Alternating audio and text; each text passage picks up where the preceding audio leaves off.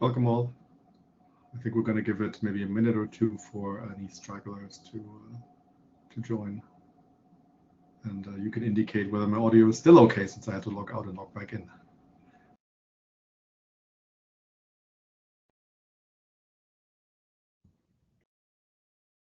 Still good. Excellent.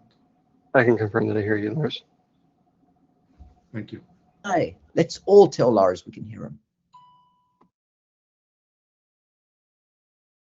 Yeah, we can do the equivalent of a mail bomb and just everybody reply to me that they can hear me fine, and then we'll fill the plenary that way. How's that?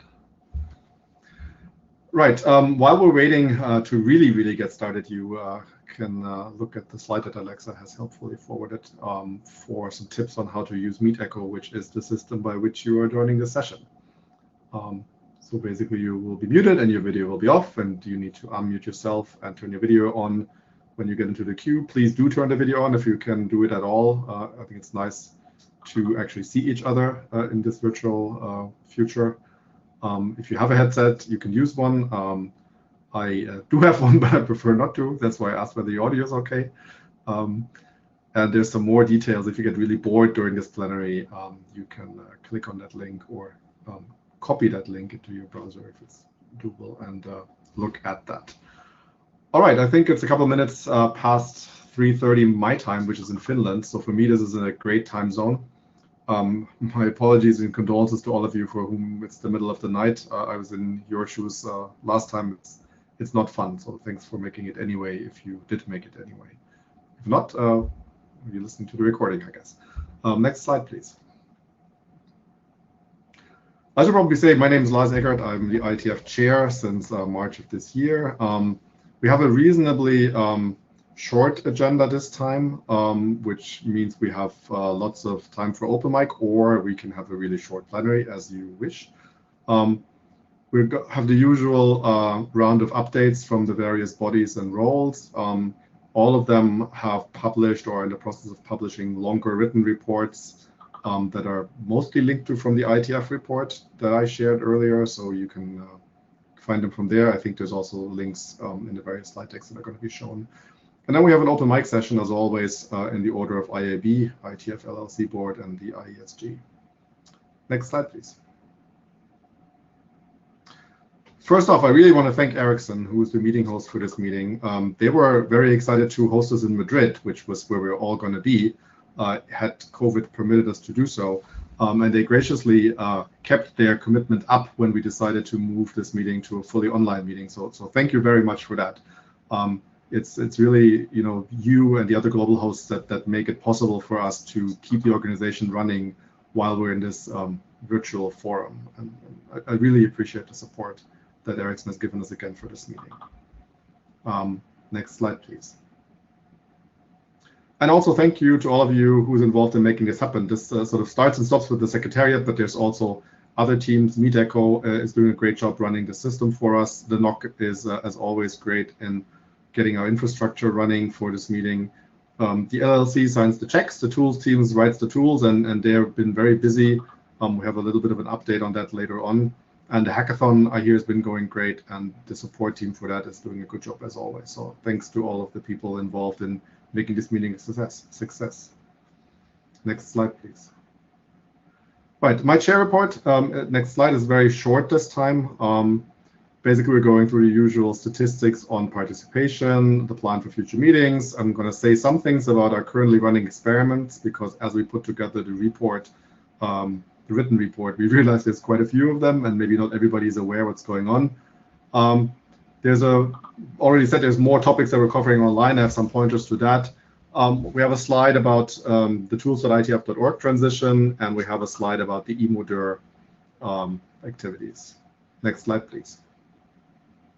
Right, so as of 2nd of November, which is not quite today, I think, we had 1,037 registrations and 210 people used the fee waiver. 200 people participated in the hackathon, which is, as usual, a large number, in 17 projects, which, again, as usual, is a large number. The breakdown, also unsurprisingly, is pretty US heavy. Given that the time zones work, I would say okay-ish for the US this time, and also for Europe. Other regions of the world, unfortunately, are a little bit in a difficult situation, but that's why we rotate. And we're going to post detailed attendance stats as always after the meeting, especially since the plenary is happening before the meeting week. So we are probably going to pick up a few more late registrations as we move towards next week. Next slide. Right, future meetings and also for this meeting, if you have any issues with the IETF or the meeting or anything, please use support@ietf.org as the one-stop email address for anything. You will get triaged to somebody who can help you. If you want to specifically talk about tools, there's a mailing list that you can join also to be kept abreast of what's happening on the tool side, which is toolsdiscussed@ietf.org. We are again going to send out a meeting after the IETF week ends, and would ask you to fill that out, especially since we're also going to ask for how this plenary experiment has been going for you. The experiment being that the plenary is not part of the meeting week. We moved it a week before, so we can open up some working group slots for the meeting. And then we have the SHMOO working group in the Gen area, which is busy writing up guidance documents that informs the LLC and others involved in planning the meetings on some guidelines that the community wants to give them. SHMOO is rechartering at the moment, so if you haven't paid attention, you might want to drop in next week. And there's a bunch of documents that are in progress or finished about what kind of guidance we're giving. And the list is the many couches list at ietf.org. Next slide, please. Right, so I said we have a bunch of experiments running. First and foremost, I mentioned the plenary experiment, which is the goal is to free up session time for working groups during the IETF week. As you recall, in this fully online format, we run shorter days than we do in an in-person meeting. We only have 6 hours of meeting time each day, and that really limits the amount of working groups that we can schedule. And since the plenary is scheduled across all parallel tracks, by moving the plenary outside the meeting weeks, we can free up, I think, 8 or 9 session slots, which I think was very helpful to get an agenda that has maybe fewer conflicts than normal. I would optimistically say. If you don't agree, put that in the survey. And also put anything else related to this plenary experiment in the survey that Jay's going to send out. I want to apologize to the people at NANOC. We dropped the ball on making sure that we wouldn't conflict with anything. I thought we had done it, but apparently we didn't, and we missed that NANOC is happening this week. Hopefully it's not going to be a terrible problem, but for those of you at NANOC, I'm very sorry that you had to get up early and then still do the whole full NANOC day after this is over. We also are doing an online welcome reception. I think this is the first time we're doing this in this virtual format, which happens right after this plenary ends. So look at the agenda and there are links. And I think the last slide of this presentation also has links. This happens in Gather.town, which you may or may not have joined, which is this sort of virtual forum in which you can interact with groups of other participants. I think this will be pretty exciting. We're trying to sort of recreate the actual welcome reception that we have at in-person meetings. And one part of that has been the Hot RFC session that Aaron Falk's been running for a while. And we're bringing Hot RFC back for this meeting in a virtual form. It's also in Gather.town, also after the plenary ends. So go and check out. There's some billboards, and people are going to talk about their proposals for IETF-related work. And I think that should be pretty interesting. I'm happy to see that we managed to bring that into a virtual forum. We're, for a number of meetings now, had running experiments with scheduling the BOF deadlines a little bit differently so that the IESG and IAB have the opportunity to give feedback to the people preparing BOFs in sort of with the end result, hoping that the BOFs will be better planned and better run. If you think this is going well, please let us know. If you think you would rather have the 1 week or 2 weeks back, and we should push it, go back to a single deadline and move it further back, let us know as well. At the moment, we are running an experiment in terms of eligibility for the IETF NORMCOM. This is defined in RFC 8989. The reason for this is that the original NORMCOM eligibility rules only extend eligibility to people who've participated in the last 3 out of 5 physical meetings. Since we're not having physical meetings, we decided to count participation in virtual meetings, such as this one, towards NomCom eligibility. And there's also different other tracks by which one can qualify for the NomCom, become eligible for the NomCom. One is being a chair, and the other one's being a document author of a recent document. We've run that experiment for one cycle already. So the current NomCom ran under that extended eligibility, and we published a result based on it. And the ISG has decided to extend the experiment for another year, which is one of the options in RFC 8989. The reason being, or one reason being, that it was quite unclear why some of the tracks weren't so successful in qualifying people when they were intended to be much more successful based on data we had when RFC 8989 was written. And rather than speculate, we decided to gather more data. The other more pragmatic reason is that we're still in an all virtual forum. So at the very least, we have to keep counting virtual attendance or attendance to virtual meetings as NomCom eligibility qualifying, because otherwise we have trouble seating a NomCom next year. And finally, the ISG has decided to do an experiment of doing sort of a 360-degree reviews for ADs. And we just got the first set of results. Basically, we asked each other, we asked the IAB, we asked the Secretariat, we asked our chairs and document authors, as well as other document authors that we balloted on, to sort of give us feedback in sort of a set of short web forms.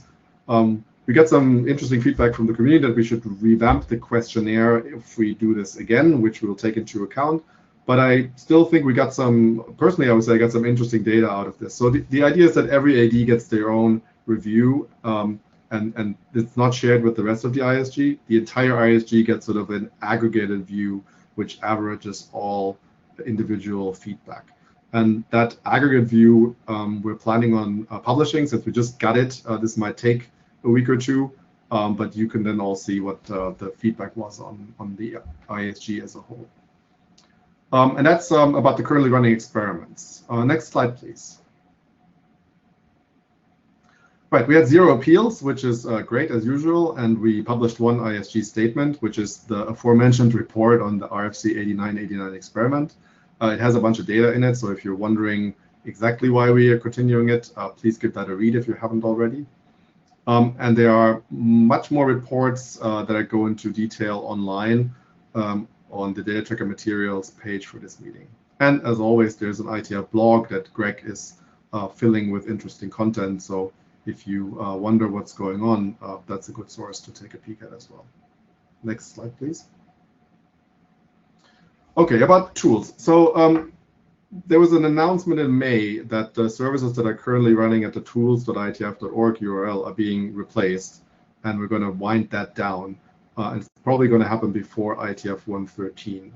The original goal was to do it before this IETF, but it was a bit more complex than was anticipated, and so we're moving that by a meeting.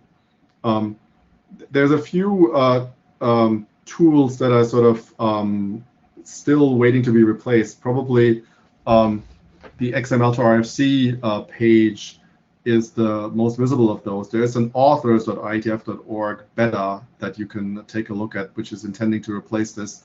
But we still need to do a little bit of work on the BibXML and the conversion service before that's fully there. There's a whole slew of other tools that were made available under tools.ietf.org.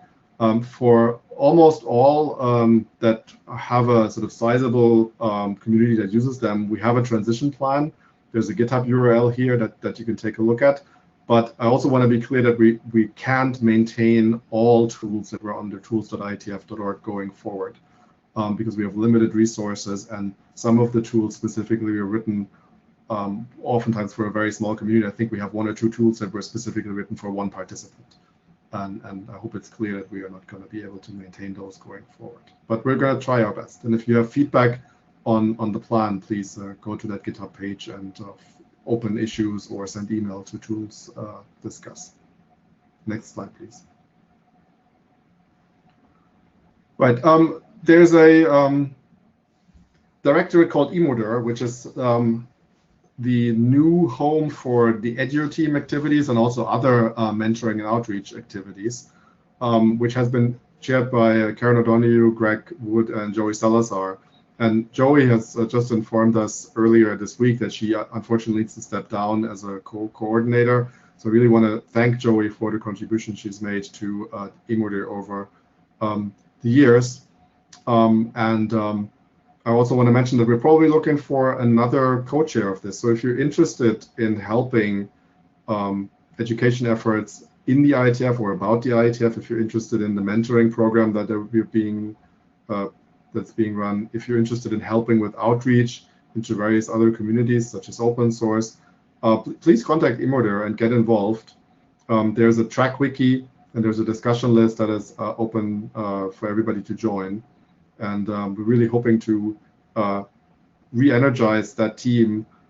During these virtual Corona times, it's been sort of limited what we were able to offer as services. But we're hoping that we can go back to hybrid meetings sometime next year. And that would also mean that we're going to ramp up these activities again. Next slide, please. Right, and with that, I'll hand it over to Mirja for the IAB.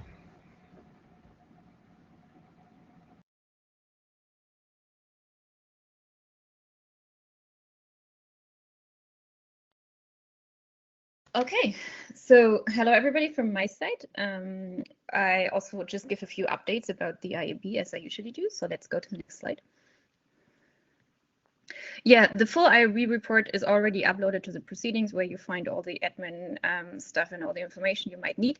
And as always, I can say now for the last couple of meetings, we will also have an IAB open meeting next week during the regular agenda, which will be on Thursday. So the IAB open meeting is really focusing on technical work the IAB is doing and giving the community a chance to give us feedback and to have some discussion with the IAB.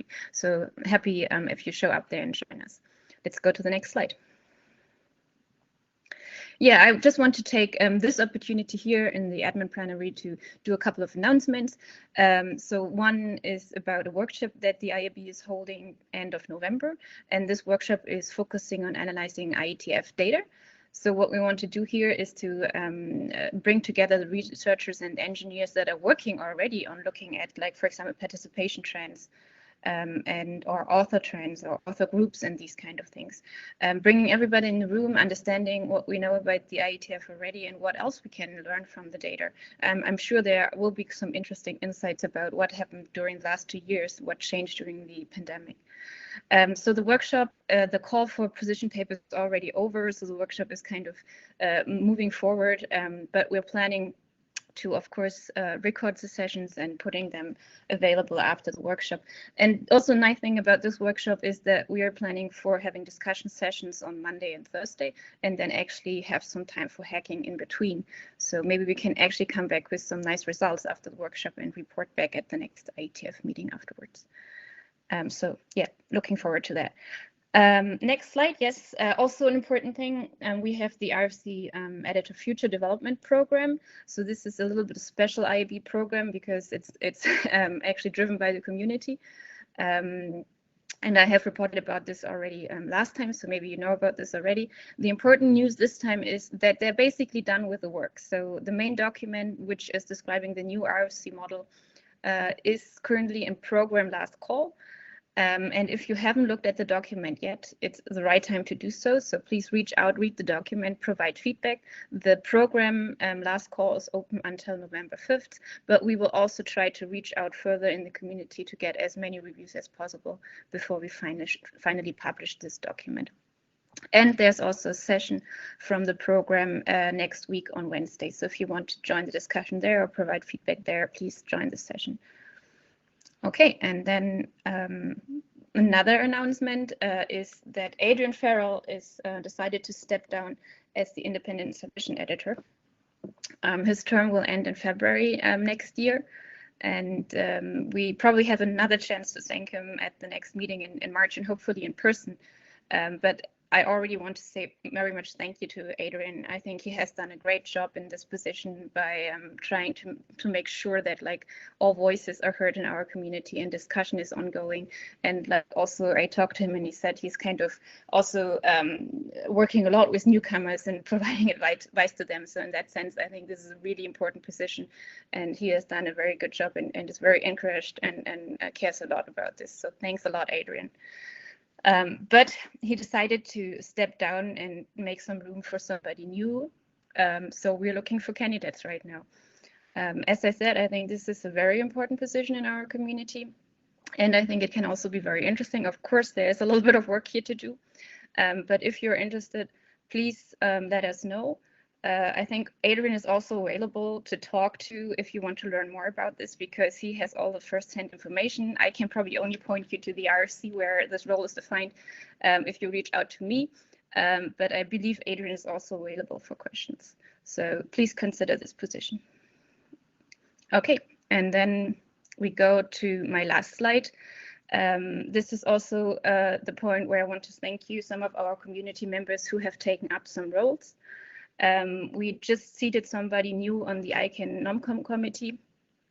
We had 2 very qualified candidates, and Vittorio Bertola is taking the position. Thanks a lot for that. This position is actually quite some effort, so it's not easy to find people. So thanks a lot for that.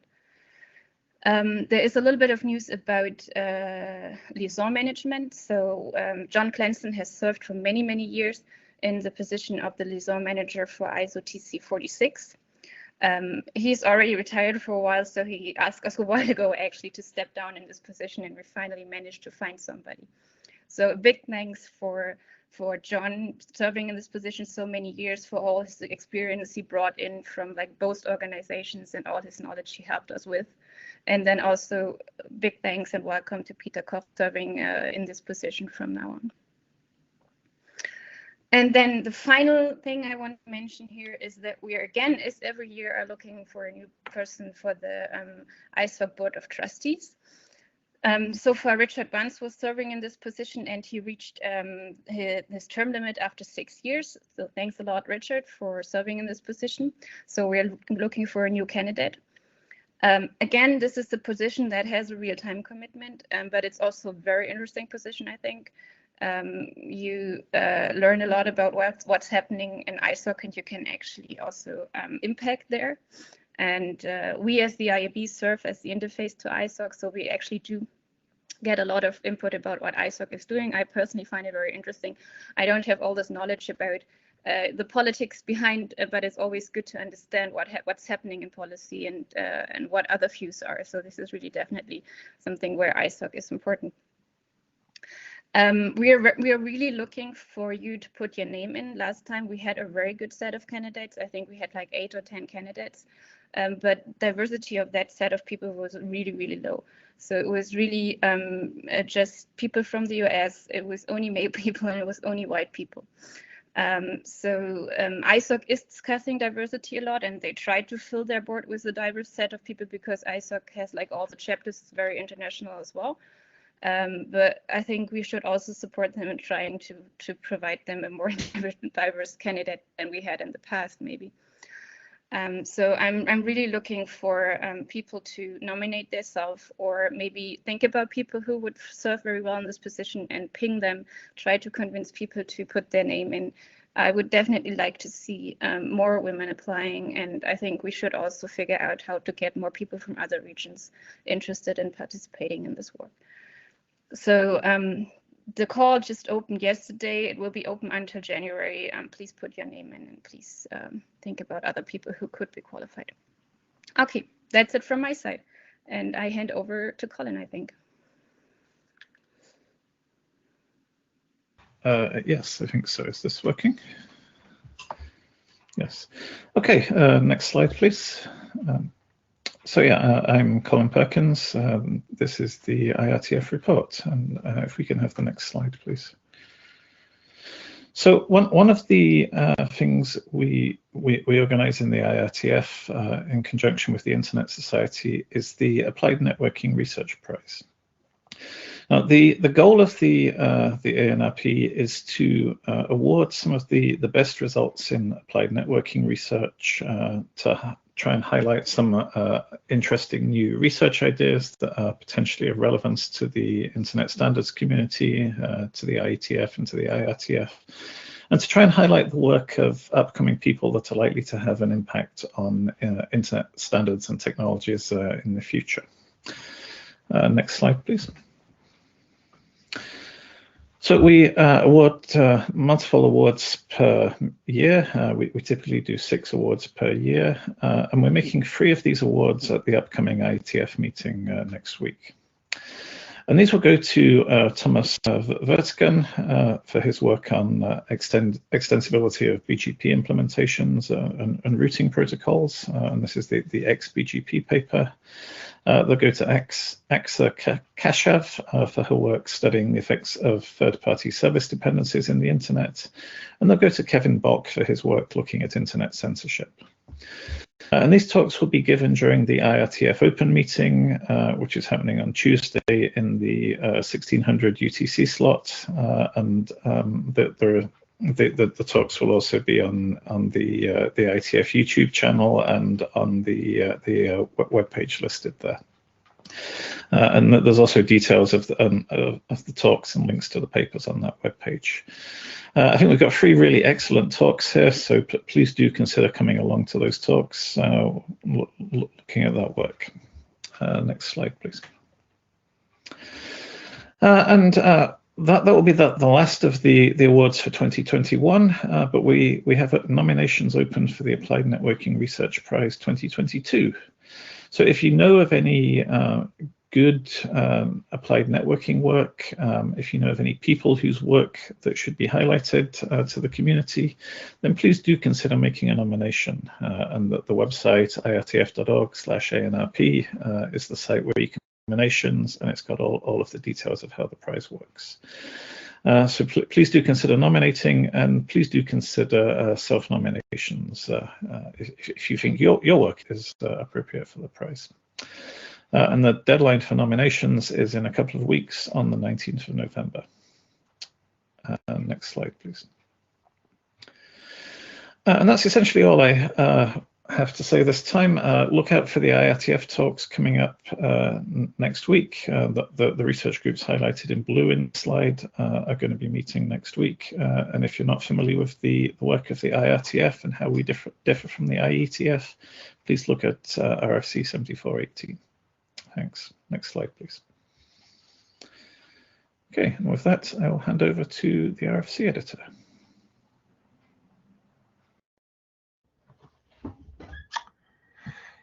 Thank you. Since we're in Madrid, buenos dias a todos. Next slide, please. Yeah, Myriad told you about the RFC editor evolution program, which is wrapping up. I'm holding the fort until we appoint whatever bodies and people will replace the former RFC editor. So I'm keeping the documents flowing. Next document, please. Next page, please. We have been publishing RFCs in XML for a year and a half. We published 461 of them. The process is working pretty well. I mean, there's some nits. The PDF page breaks still aren't beautiful, but the HTML and text versions are working pretty well. And again, since the process is the XML is canonical and the rendered versions are not, as we improve the rendering, we can fix it. It took a while for the production people to learn the ins and outs of XML, but they have done so. We're back to the service level agreement that we had before, and they're meeting the service level agreement. So although they were putting more work into it, they've stepped up so that RFCs are now being published as fast as they were before we switched to XML. Next, please. What I'm still trying to work on are the tools. I mean, a lot of drafts are still being submitted in version 2 XML, even though v3 is what we publish in, and v3 is in fact stable and usable. Some of the tools aren't complete. I have the discussions about, like, do we need an XML diff? Do we need other tools to make it to make SVG work better and things like that? We're also having a lot of discussions. I mean, a lot of people write stuff in Markdown. Do we want to support Markdown tools that have an entire Markdown tool chain. We're also doing some experiments in Auth48. Anybody who's done an RFC knows that in Auth48, there's a great deal of email back and forth between the authors and the editors, confirming the changes and approving stuff. There's clearly room for automation there. We've been doing some experiments in GitHub for people who like GitHub.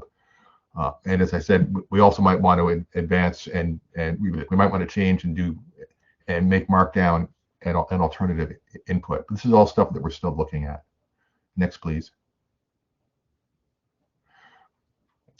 When we went from V2 to V3, the V3 vocabulary was known to be sort of tentative. We expected some changes.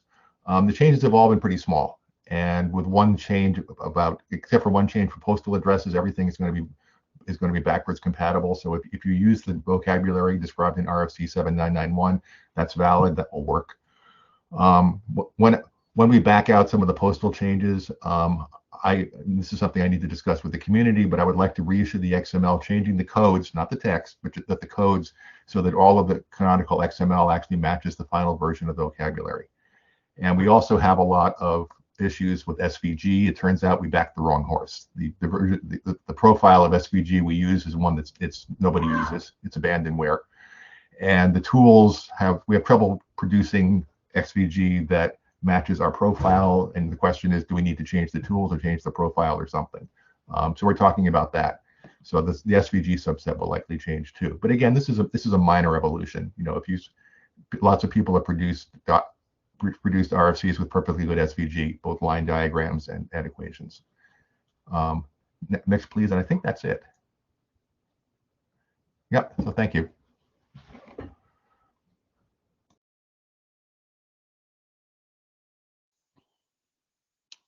Hello, so my name is Gabriel Montenegro. I'm NOMCOM chair. Next slide, please. So I have a very short presentation, only 3 slides, of which 2 really are content. The first and foremost is we need feedback. There was a recent call for community feedback that I sent out. This is a continuation of that. We need feedback. Here's a very, very easy way. Go to this link on the data tracker nomcom/2021/feedback. You click on that, you'll see the names of all the nominees. You can click on all the names or the names you know better, provide feedback on them. There's also a quote-unquote topics at the very bottom of that page.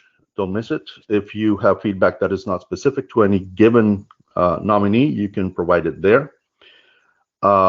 But be mindful of the scope. This is feedback that is useful to the NOMCOM 2021. It's not general feedback. It's not a general discussion facility. Basically, this stems out from the fact that all of this is highly confidential. This will only be shared and seen within the NOMCOM. There's 17 members. You can see them on the NOMCOM page, who they are. So these are the only people who will see that feedback. So of course, again, don't think that the general or topics capability is a general discussion. For that, you can go to other venues like, you know, the IETF mailing list or wherever. So please help us reflect the community, give us feedback. I would be remiss if I didn't mention what RFC 8713 already calls out for. Please give us feedback on the incumbents. You have worked with them, you have seen them in their positions as ADs or LLC members or whatever the case may be. So please give us feedback on those incumbents that are standing again, and let us know how they're working, how they're doing, as well as all the other nominees. Next slide, please. Final thing I need to say is thank you to all the nominees. And I wish to also include the quote-unquote almost nominees, because I know there's folks who were considering, had discussions with some of you who were very, very convinced you were going to go forward with the process. For some reason, you know, life happens, I understand. Not everybody who intended to made it finally as a nominee. But you considered it, and I thank you for that. And we have 30 nominees, And we have 32 nominations because 2 of those nominees are vying for 2 positions each. So huge thanks for all those nominees and almost nominees. And please, if you don't get selected this time, please offer your service next time. We need many nominees for NOMCOM to do its job. Next slide, please. Here's some pointers. You can use these to get in touch with us. We have office hours this week. They're in the agenda. Please look for those. They're on Gather. There was one yesterday, one this morning, one tomorrow, one next week. If those don't work for you, please let us know. Send me emails, send email to NOMCOM. We can arrange a meeting through WebEx, Zoom, whatever the case may be, phone. Just contact us, give us feedback. Thank you very much. That's it.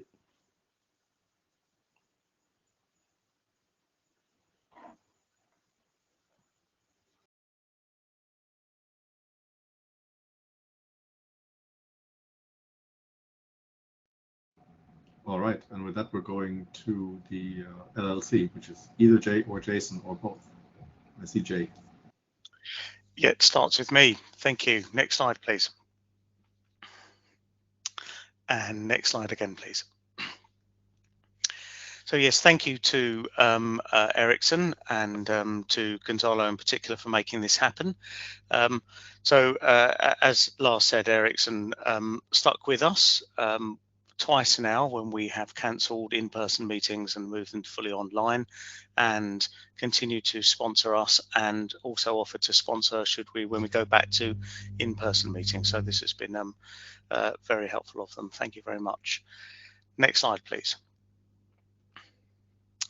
Thank you to Cisco, Juniper and the WebEx part of Cisco for their equipment and services sponsorships. We receive a lot of equipment from both Cisco and Juniper that really helps us with running the network for the in-person meetings. So we'll begin to start seeing that used again hopefully next year. Next slide, please. So thank you to the other 112 sponsors, specifically our Gold, Diversity and Inclusivity sponsors, Akamai and Cisco. Next slide, please. And to our Silver, Diversity and Inclusivity sponsor, Huawei, and to our Bronze sponsors, Comcast and Donuts, and to our Running Code sponsor, CNNIC. As you'll see, our new set of sponsorships bring about a substantial amount of ongoing support from these companies, because I think we've managed to get the point where we're aligning with the values of these organizations well, and people are comfortable supporting us. Thank you. Next slide, please.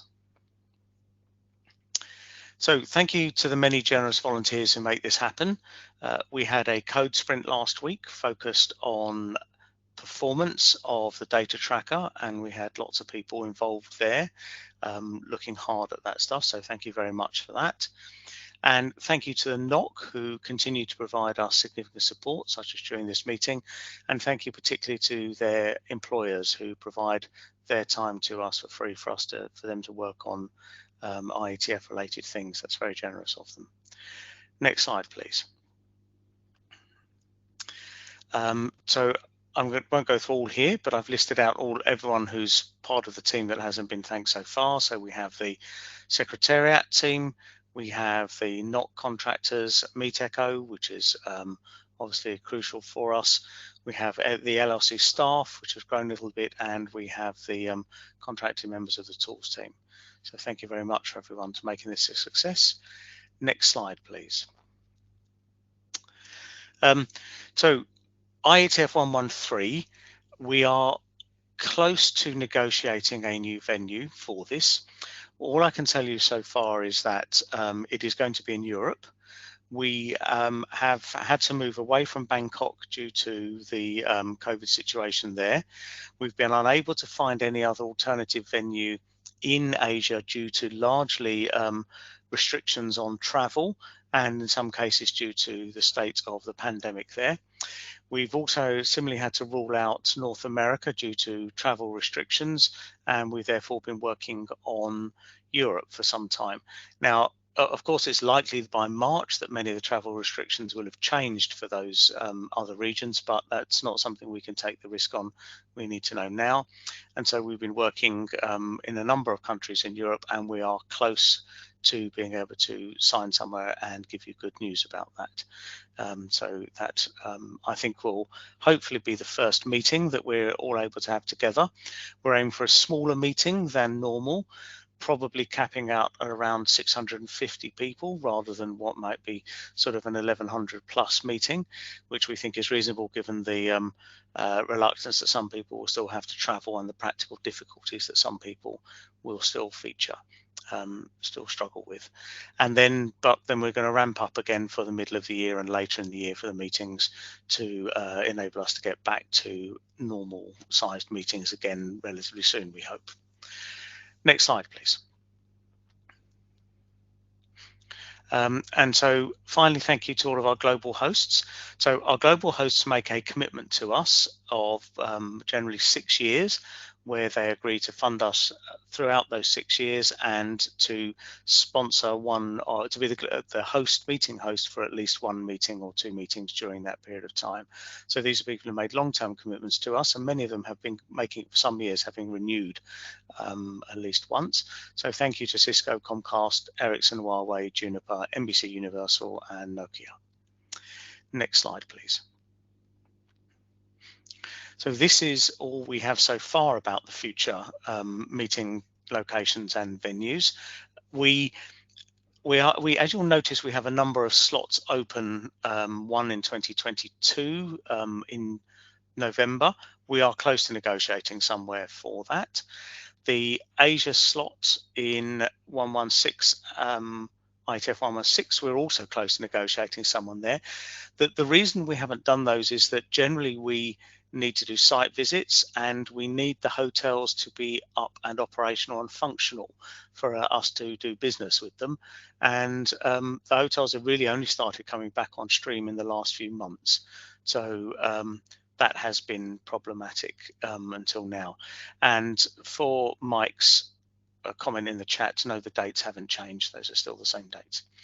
We did look at changing the dates to see whether that helped availability, but there was no reason to do that, and so no, we haven't changed that.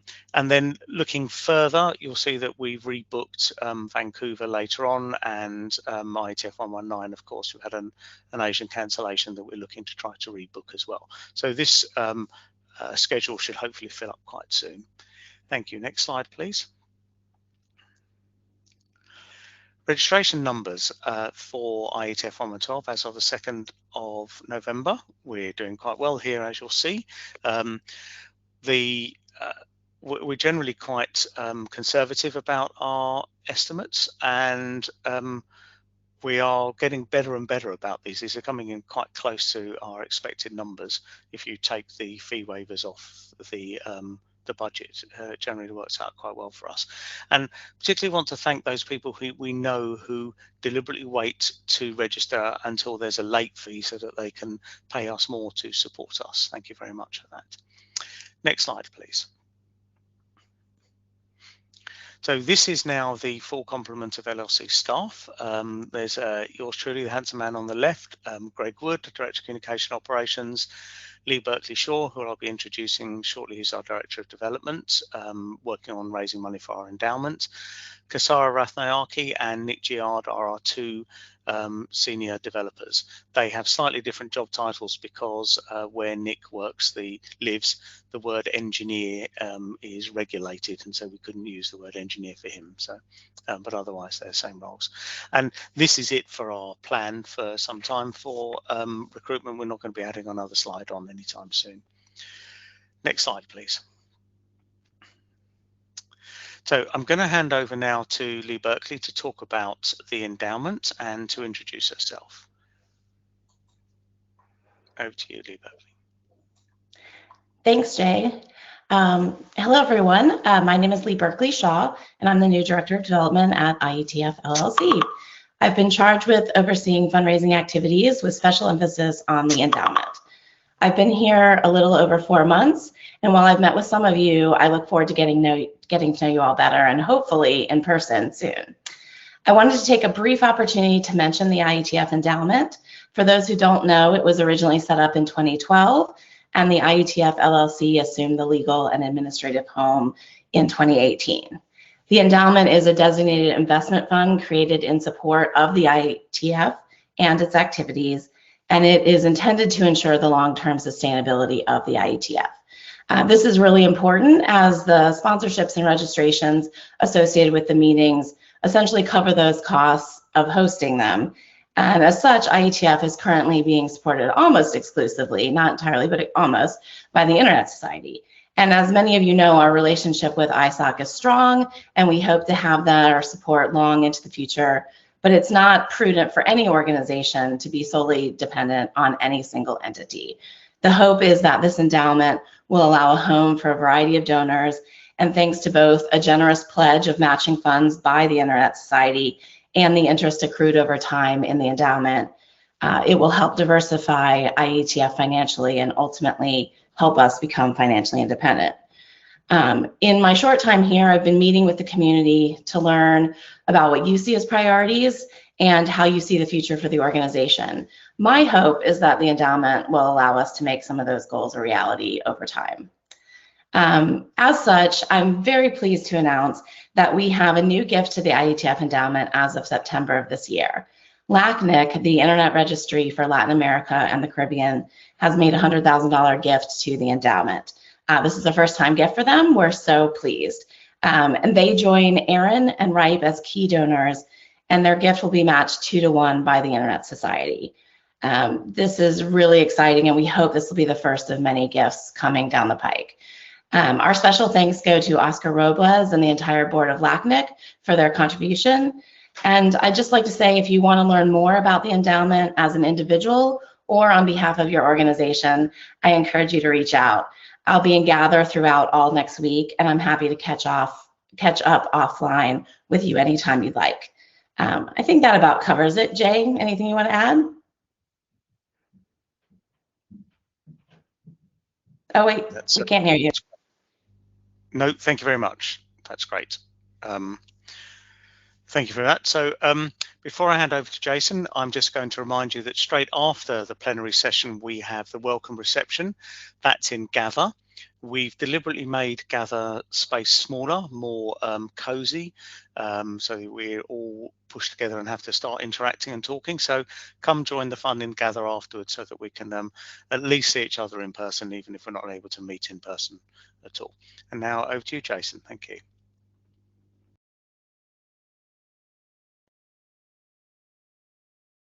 Great, thank you very much. Next slide, please. I don't know why my camera has gone blank, but these are the folks that serve on the board. No changes here. Let me try toggling my camera, sorry. There we go. No changes here, so all of the same board members as last meeting. Next slide, please.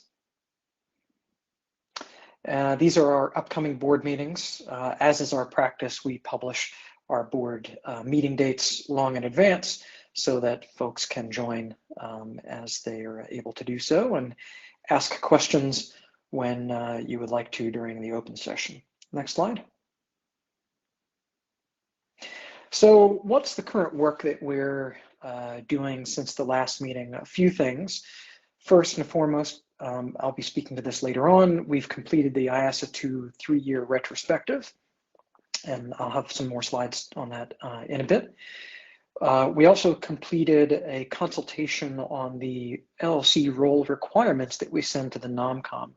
That was some feedback that we had received from the prior year's NOMCOM, and so we put that out to community comment over the past few months and then sent the updated requirements over to the NOMCOM in August.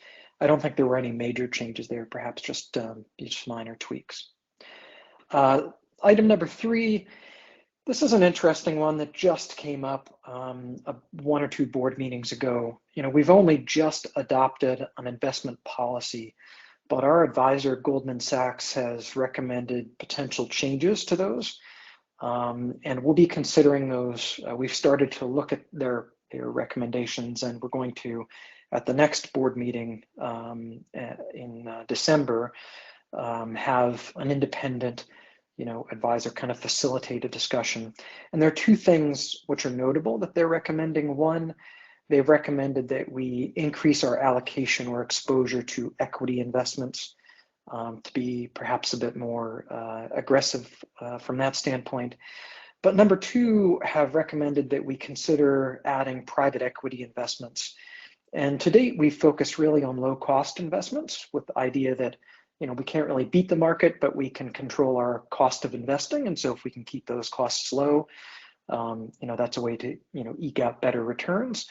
In this case, private equity is certainly less liquid and higher cost from a fees standpoint, but potentially offers higher returns. We're not sure, we're just learning about the recommendations and plan to dive into that a bit more. I think, no change is the most likely default position here, meaning we've, just a year or so adopted the investment policy statement. But we're looking at it nonetheless because they are the advisors, and we're willing to listen to whatever they recommend and consider it. So stay tuned for that, and we'll see what happens. And then, of course, item number 4, lots of work with Jay as the executive director, the secretariat, ISG, IAB, IRTF, and so on, NOC team, the different technical vendors to see what we need to do to get ready for our first hybrid meeting in March. Again, nice to have a bit more time than when the pandemic first struck to have that transition to online only. So, some work is going in there, mostly around, the contracting and support for any technical investments that might be needed. Next slide, please. So this is the view of the current operating budget. Really, the notable thing here is that the current net income is solely a result of the ISOC funding, the timing of that. And so that investment comes in December, I believe. So, the numbers look better. What we'll plan to do next year is to account for that a bit differently in the budget so that it doesn't show up oddly. As we explained earlier in this fiscal year, the way that got accounted for was a bit unexpected, and we had to sort through that issue with our accountants. And so we'll present that in an easier to understand way for next fiscal year, which means that this timing of that one large investment will be more apparent in the budget and won't show these distortions up until the moment of that investment. Next slide. So these are all the ways you can get in contact with us. No changes there. Next slide. All right, so let's do a very quick review of the IASA 2 retrospective. Next slide. So a 3-year retrospective was required by BCP 101. So that was RFC 8711 that was adopted as part of the IASA 2 sort of list of documents. In April, we proposed a high-level process for this and a timeline, and asked for feedback. Starting then in June, we began the consultation process by first releasing a draft document for comment, asking a bunch of very specific questions as well as general ones. And then in the June to September timeframe, we made a number of revisions to that assessment based on community input. And then we've just released the final report. And so you can take a read through that, lots of details in there. We'll touch on some of them here. Next slide. So the feedback mechanisms that we included were a number of these. This is to some extent reflective of the fact that mailing lists alone are not sufficient for getting feedback in the community.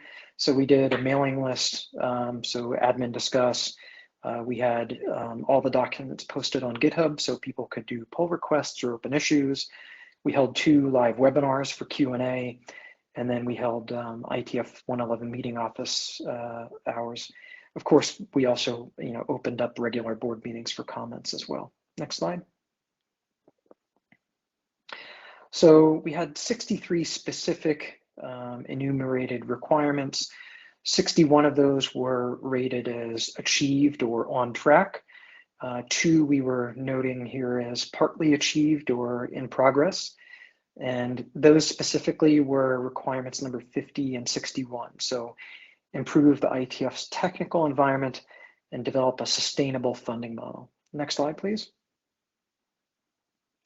So on that first requirement, 50, improve the technical environment, I think the conclusion there is that much technical debt remains. I think we're all aware of that in the community, and we can all see, as Lars mentioned, a number of the transitions that are happening and focuses on, improving performance and, up resourcing the development folks that have been brought on and so on.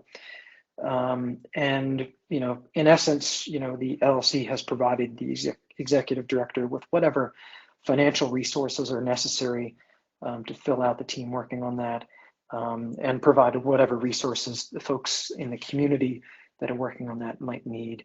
And so, we expect more to come, but, I think looking at it at a very high level, it's clear that not only is there a lot of technical debt, but the community is really in the midst of a transition to, maybe newer and updated, tool sets or technical workflow processes. And so we're here to support that and resource it however we can. But, certainly there's, maybe a higher rate of change, over the next few years than perhaps the past 5. So ongoing, in process. Next slide, please. So requirement 61 is developing a sustainable funding model. We feel like there's been a lot of progress here, but clearly, this is an area of continued focus. So first and foremost, we were, pleased to have the new funding agreement last year with ISOC, with the great matching program that Lee Berkley mentioned a moment ago. And of course, thanks again to LACNIC for their new contribution. We really, really appreciate that and the leadership they've shown. We've revised the sponsorship program. So for example, we have different types of sponsorships that organizations can make, so new opportunities for that. We revised the endowment policy, created a sustainable fee plan for the online only meetings, including fee waivers. We hired, obviously, that director of development, Lee Berkley Shaw, and we've been working with the community to define what the COVID, impacted hybrid meetings may look like, including what a sustainable fee plan may look like, and a newer way to contract venues for more flexible sizing, if you will. And so that's still in process. We're, as Jay mentioned, very close to hopefully a first announcement for that March meeting. And it's clear that, going forward, there needs to be a little bit more flexibility on the sizing of, those venues and how those contracts work. And so, the team's been adapting to that. And clearly, we've only just kicked off, that agreement framework with ISOC, and that, Lee Berkley has just been hired. So, we didn't feel like we could mark that as complete by any means. We think that we're making substantial progress, but we've got more work to do, and this is where there's a lot of board focus. Next slide, please. In terms of recommendations for future work, we included this at the end of the retrospective. First and foremost, we recommend that a periodic assessment be repeated, essentially every 3 years, just like this assessment was. The idea here being to sort of move away, if we draw an analogy to software development, move away from waterfall development to a more agile development model. And to draw back to IASA, instead of doing a review like every 10 years and then having, a huge amount of change that can be very disruptive and take away a lot of the focus of the organization, having smaller amounts of change. And so sort of driving that as a periodic assessment every 3 years, hopefully can be used as a mechanism to make more incremental change and not push things off, and doing it once a decade in a much more disruptive fashion. So we recommend doing that every 3 years, and that's something that the LLC will be scheduling and driving. 2, we recommended making a couple of modest financial planning adjustments. 1, during the annual budgeting process, just updating the target for reserve funds, and annually reviewing the investment policy, which we'll be doing again, late this year, as I mentioned, with the Goldman Sachs sort of prompted a review of that. And then 3, it seems appropriate that the IETF Trust should initiate and lead a consultation on their legal structure.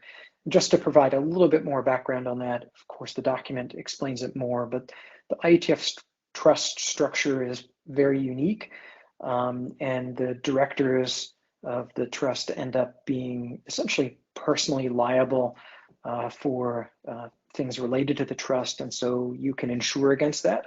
And that's what traditionally we've done for the trusts in terms of providing them funding for those policies. But it's not possible anymore in the way that the insurance for those issues work to increase that policy coverage. And so that really is one of those issues that's potentially driving a change. And we've really just identified that this is a potential issue. I think the trust totally agrees, and they're going to go off and work on a consultation about what that might look like, and lead that discussion with the community. Next slide. So I think that's all for us. And next up is the Internet Architecture Board. Thank you. Yes, so that's me again. I believe we have a next slide where we have photos of everybody, right? So not everybody has to turn on their camera at the same time. You can see all the faces and names here. That's the IAB. Lars, you can stay here if you want. You don't have to disappear. It's fine. Yeah, we have the IAB, we have Lars here, and we also have Colin and John with us for any questions. So now I should look at the queue and see if there's anybody who wants to ask a question.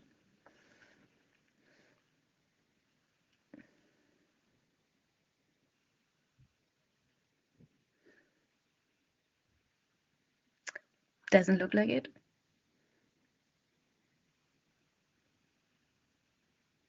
I'm waiting a few more seconds.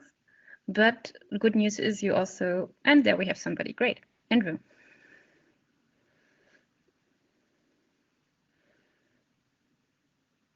I believe you should be able to turn on your audio and eventually camera on your own, Andrew. Hi, has that worked?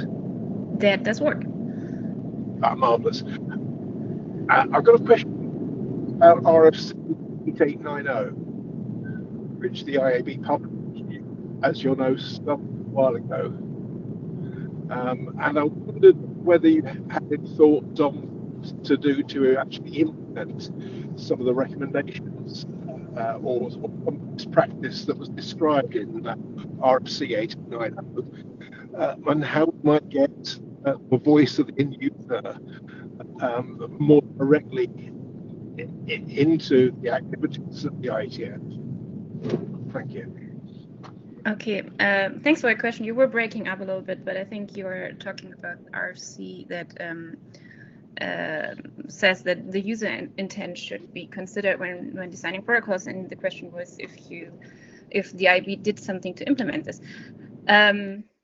I'm inviting other IAB members to add an opinion here, and like even the authors of the draft who are not on the IAB anymore.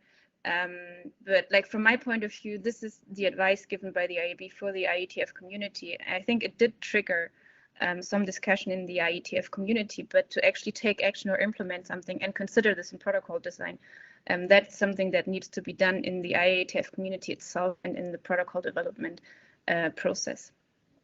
And I hand over to Tommy. All right. Yeah, just to comment a little bit more. Yeah, Miria is right that this is mainly advice to the community. However, in the ways in which the IAB does get to give input, such as when we're doing reviews of BOFs and charters, we've noted specifically that this document is one that we want to kind of have on hand and that we will look at and review during these times to make sure that it's something that's in our mind, and that if we see something that we can comment about, we will. So that's what we're doing. Colin, go ahead. Yeah, I'd also like to sort of note that the IAB workshop we're organising in November, December, looking at analysing the IETF data, will hopefully give us some idea to what extent the people developing the standards are representative of the broader community. So we can at least understand whether we are at all representative of the end users. Good point. So let's move on with the queue. We have Aaron in the queue. I see only one BOF on the agenda and maybe a half dozen side meetings. I'm wondering, is the IAB concerned about the arrival of new work to the IETF? And do you have any thoughts on, how to keep the intake moving along? So I see Lars already there, because I think maybe concerned is also not the right word, but the IEHG is talking a lot about this. So Lars. Yeah, thanks. So this is of concern, right? And it was a joint topic. We recently had a little workshop with the IAB and the LLC board where this was one of the sessions, right? We are monitoring sort of the sort of activity of the IETF, and we reported on it, I think at the last meeting, a little bit more detail. We do see that sort of currently chartered work is sort of progressing okay, I want to say. There is I think I remember like a 10% reduction if you look at emails being sent, for example, but it's not sort of what I would call dramatic. But we do see a distinct drop in the submission of 0.0 drafts, and I think that translates into a reduction in BOF proposals. I think everybody is sort of finding it difficult to socialize a topic, especially something that's maybe a bit controversial or requires some more shaping in this virtual format. And we know also sort of anecdotally from a few people that basically are waiting with their proposals until they get to be back in person and can present to a room rather than online. So yes, we are sort of hoping that we can go back to at least a hybrid format, and we're going to hope that that'll sort of maybe revitalize the intake of new work. But yeah, I think the ISG and leadership overall will sort of see that concern that you raised. Is there any way that you can add some transparency to? So your observation that you think that there are topics that might be considered too controversial to socialize now was something that I hadn't heard. And I'm wondering, is there a way to sort of share some visibility that those things are out there? I mean, maybe that's not an accurate assessment. Maybe it is, but still, I think that from an organizational point of view, it would be reassuring to know this is a temporary, pandemic-related change, as opposed to that the IETF's utility may be diminishing. So I agree. So all signs that we see point to this being solely based on the pandemic and not being able to meet. And so one thing that I'm actually happy about is Hot RFC. So thank you again for that. Because I think that is actually a pretty useful vessel in which people can bring sort of at least sort of the nugget of an idea for new work and expose it and get some private feedback. And maybe that private feedback can be, you should really bring this as a BOF, right? Which we haven't had that for a while, and so I think people might have been hesitant to jump straight to the BOF stage, which oftentimes is a little bit difficult. We have site meetings also in this virtual format, but I think I don't have numbers, but it feels like there's fewer of those as well, because maybe also the site meeting crowd doesn't get what they want out of the virtual meetings, which I can sort of understand. But I wish I had a better answer than sort of hoping to be back in person, but I think this is really sort of, especially sort of new work seems to be something where people really want to sit together and chat and brainstorm, which doesn't lend itself well to virtual formats. Yeah. So I don't want to belabor the point, but let me just make, I feel like we're conflating two slightly different topics. One is I'm suggesting that when you say something like all signs are pointing to the fact that this is temporary, I'm suggesting that it would be helpful if those signs could be collected together and shared with the community so that we can all develop that assessment.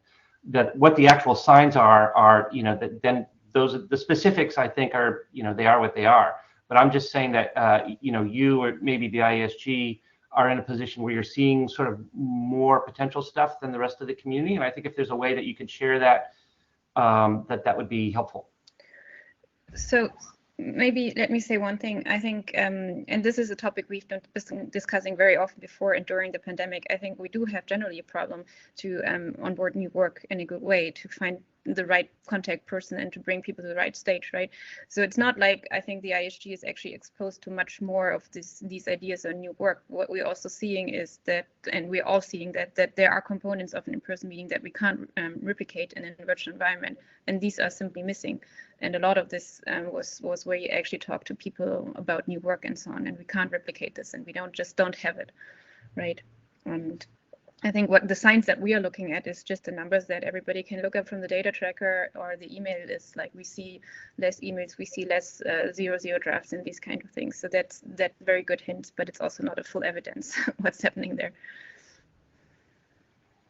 Yeah, I get it. Okay, thank you. Thanks, Spencer's in the queue. Sorry, I also want to go ahead, Lars. If you feel like you want an answer from the ISG, maybe bring it up again during the later plenary when the ISG is on stage, because this is probably more a topic, well, as much a topic for the ISG than for the IAB. I definitely agree. I think like a lot of people contact ADs first, so they might be exposed differently than, and the IAB is just trying to help later, and we're trying to improve that process. So now we go to Spencer. Yeah, thank you. I may be talking to the. Okay, so two questions. The comment about work being considered to be controversial. Were you actually saying that was the people proposing the work were concerned that it was too controversial, or someone else was concerned that it was too controversial? I didn't understand the response to Aaron. Yeah, sorry, maybe I sort of spoke a little bit sloppily here. Controversial might be the wrong word, but what I've heard from several people is that they feel that they need to have a discussion at a depth and at a level that they don't feel they can have in a virtual forum. So it might be maybe complex would be a better word than controversial. Oh, okay.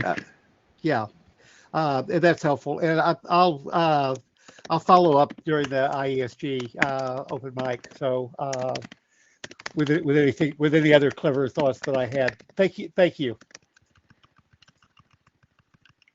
Okay, thanks, Spencer. Then we're moving on to Sanji.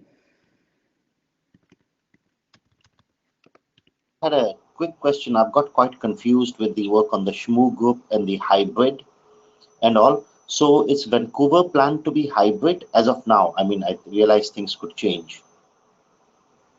Since we're mentioning Vancouver, I assume there will be some in-person meetings there. I think you have to join the queue at the next open mic again. That's a question for the LAC.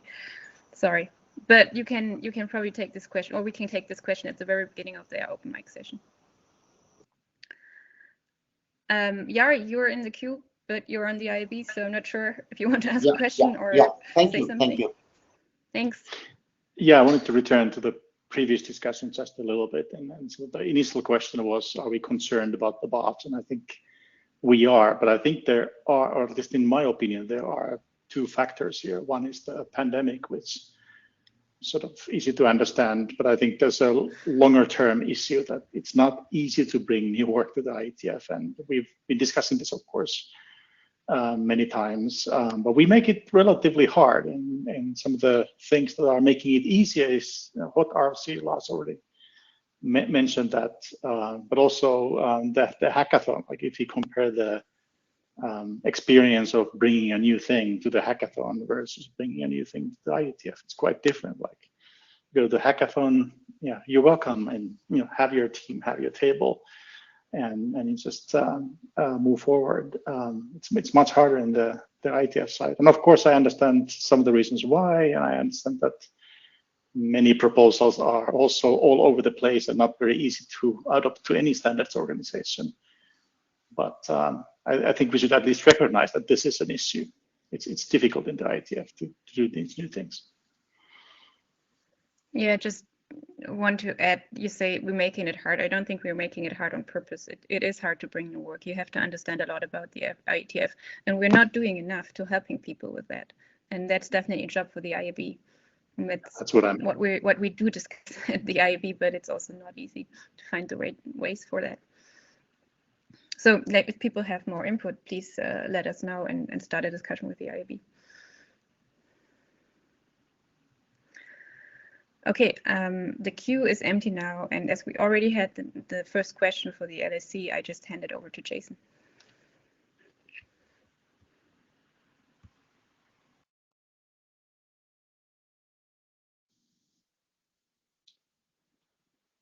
Thanks. And Jay, maybe do you want to speak initially to the Vancouver question? Yeah. So just double checking when Vancouver is, but it's a little while off. Vancouver is 2024. So yes, I imagine that will probably still be some form of hybrid meeting, but I can't really guess any more beyond that, being almost 3 years away. If you have a more specific question, I'll try and answer it, but that's best I can do, I think, at the moment. My apologies, I misremembered the slide. Will the next IETF, which is placed to be in a city, will it be in person since the hotel and all has been booked? So the next planned IETF meeting, IETF 113, is we are looking to book. We're currently in negotiations with a venue in Europe and hoping to book, and that's the one that, as I mentioned earlier, we are expecting or planning for a smaller number of on-site participants, about 650, down from what would be otherwise about 1,100. And so, yes, that would inevitably be a hybrid meeting. I think it's fair to guess that we will have hybrid meetings for the next couple of years at least, given the ongoing nature of pandemics and the way that diseases work.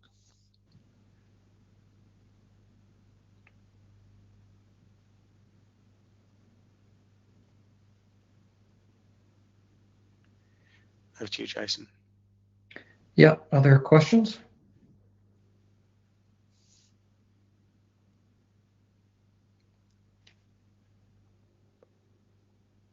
Looks like Dominique.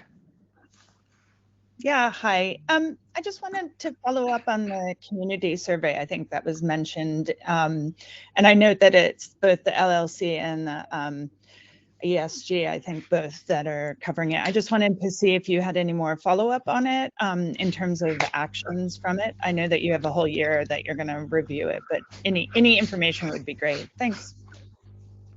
Do you want me to pick this up or Jason? Yes, please. I'm going to quick rejoin. I'm getting an echo. It's hard to hear. Sure. Just the other week, we had a joint IESG LLC IAB workshop spread over 4 days, and one of those sessions focused on the community survey and the outputs of the community survey and the major issues as reported through that survey. I won't go into the details of what was discussed because that hasn't yet been written up and agreed properly yet. But it certainly was, there was an understanding that some things there are important that need to be tackled by all of us, and considerable effort was put into thinking about how we might tackle those. So I think that's probably all we can say unless Lars wants to add anything to that.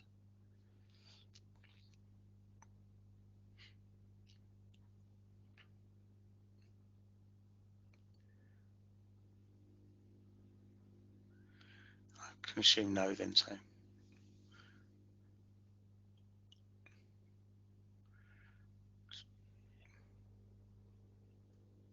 Should we go with Spencer then? Spencer, I think you're next in the queue. Yeah, I just wanted to take a moment to thank you all on camera and live for the work that you all are doing. I've been following at a distance, the work that you all have been doing in the current environment, and this is the I think this is the IETF meeting where I finally realized there's no possible way I could even contribute to this. So thank you for the work you're doing. I know it is not easy, and I know it really matters. Thank you.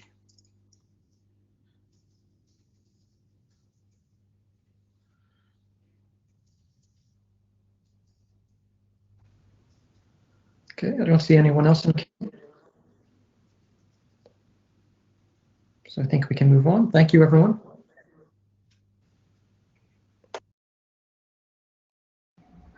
Thanks. And that brings us to the ISG open mic session.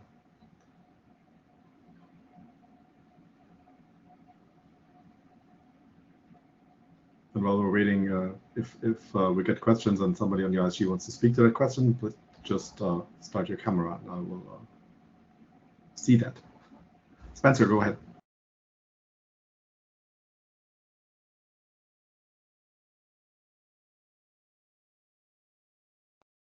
On the IAB open mic session about new work and things like that.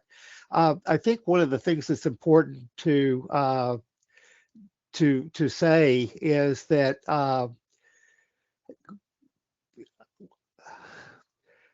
we have we have tools now that so I'm not talking to you guys, I'm talking to you guys and the community. We have tools that now that we could use more. So the hot RFC thing was kind of shut down during the pandemic, and it took us a while to figure out that we could actually do that in a virtual meeting or in a hybrid meeting. But that, and we've had the publication of public side meetings in the wiki for a while as well. One of the things that I note is that Gather is, and I didn't realize this for a while, but Gather is up between IETF meetings. So anything that you could do in Gather today or in the coming week, you could do in February also. And that does actually have the ability to have audio-visual conversations and things like that. That I think would be very helpful for people. One of the things we've done with side meetings so far, which is fine, is leaving people to find their own conferencing facilities. But if Gather is capable of supporting the small meetings that we kind of visualize as side meetings, that may be a good thing as well. I think it's important for everyone, especially the community, to remember that BOFs have never been a required part of this.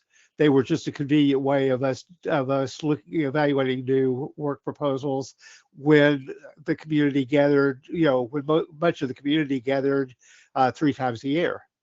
But there's nothing magic about BOFs. The thing is basically to focus on quality new work proposals coming in and being able to move those forward in the IETF.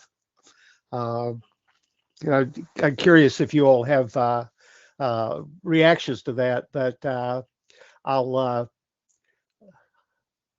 hang up and take my take my answers on the air.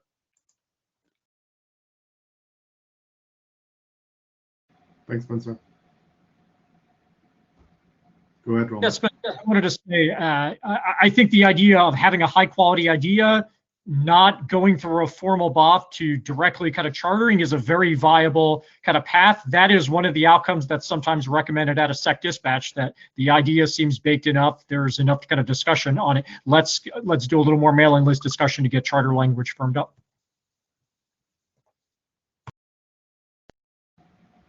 Yeah, thanks, Roman. So one thing I want to pick up that Spencer said is sort of, I'd be curious to know if one reason why people find it difficult to progress work is the lack of sort of tools like Gather. so given that sort of Hangouts and other sort of free collaboration systems are available. If that's the case, we can certainly try and invest there from the tools side. If this is really sort of an issue for many people. If so, maybe send email to ISG or get into the queue now.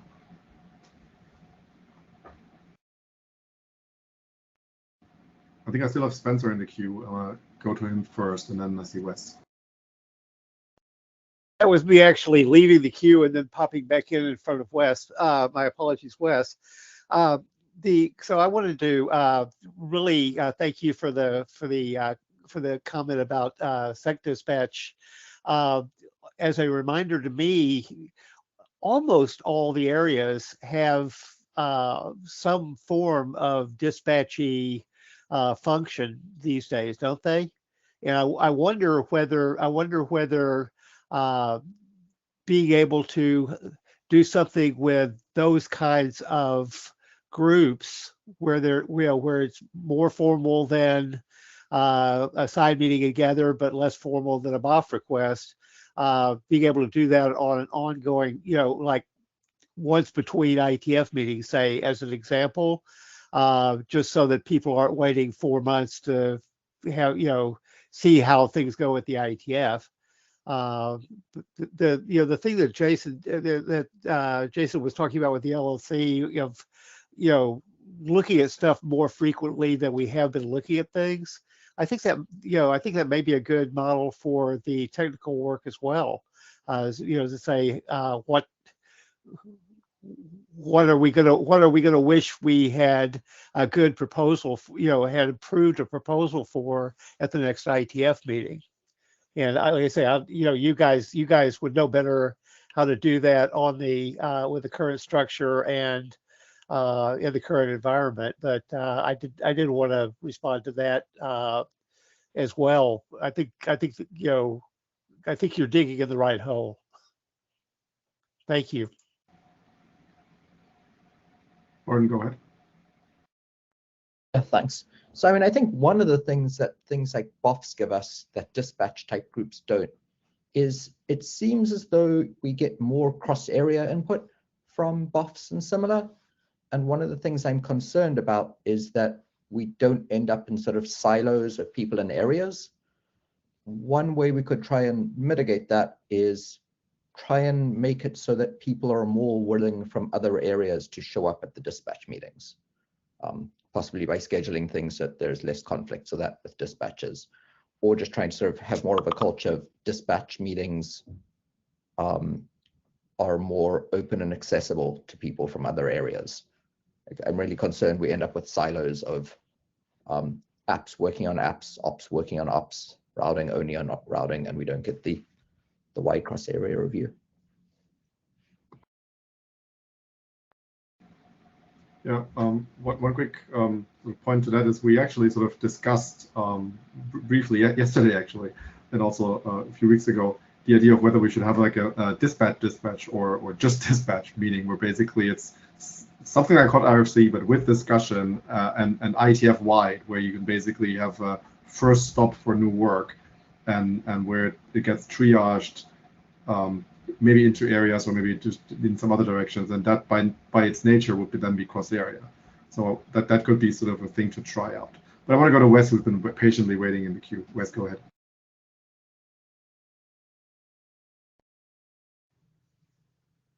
So first off, apparently Warren says we should be wearing hats, so I thought I'd join in. But I wanted to follow Spencer's topic a little bit because it's an important one, and it's definitely easier to have new work when you can get together and do it in person.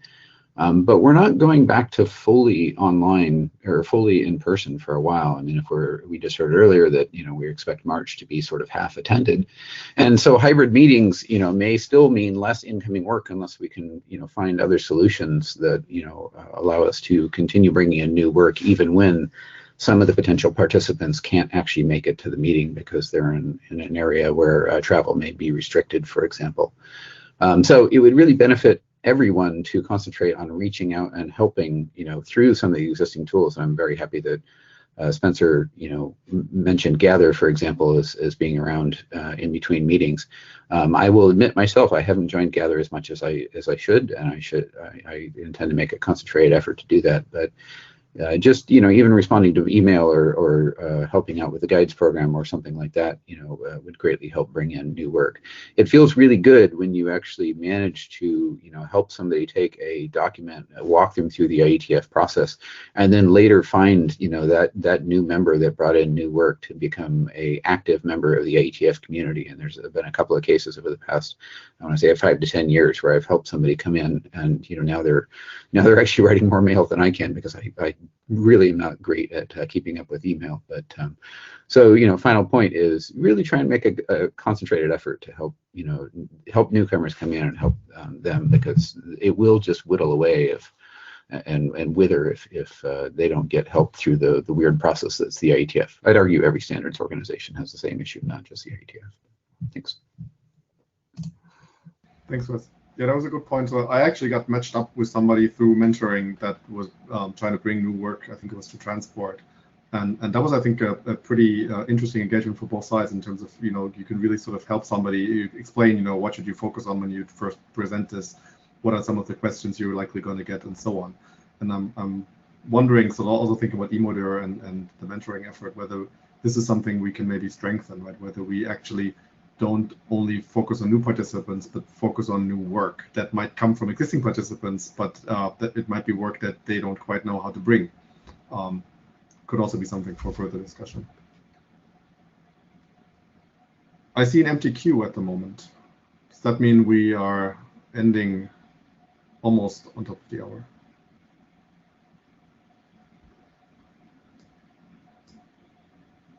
Aaron, go ahead.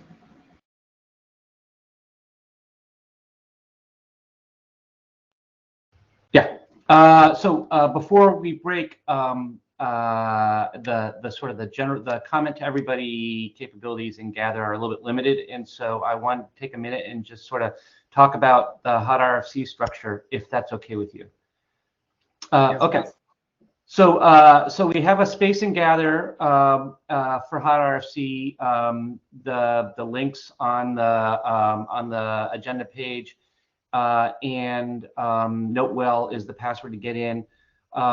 If you go in there, you'll see where you enter, and after you decorate your avatar, there's directions on the floor to take you to the hot RFC space. It's laid out like a poster session, and so each talk has a little, essentially a private room in Gather where folks who are in the room can talk to each other, but you don't hear people outside the room or hear the video. There's a YouTube video for each talk where you can asynchronously watch the talk if you haven't seen it already, and there's a whiteboard for leaving messages to other interested folks and or having real-time discussion. And I've invited each of the presenters to be present in their little poster room for folks who want to discuss their proposal. So we've got an hour, nominally starts at 1/4 the hour in about 12 minutes. You can wander around and talk to folks. This is co-scheduled with the reception, so you don't have to go there. You can go to the reception and talk to anybody you want. We do have the space for the entire day, and so if folks want to run long for any reason, that's totally fine. You're not going to get kicked out. And I will be there if anybody has any questions on how to interact. And the secretary is also around, and they're helping people as well. So I think that is everything I wanted to get out there. So hope you all show up and can make it, and yeah, enjoy it. And give me feedback if things that you liked or didn't like, so that we can figure out whether this is something we want to continue next time. Thanks, Aaron. That was useful. And yeah, thank you all for joining the plenary. I know it was early for some of you, but I think we had pretty good attendance. Probably on the same order of magnitude as the last few that we've done, so that's a good sign for this experiment. And I'll see you all over in Gather now, and then next week in the working group sessions. Enjoy the IETF. Bye, guys.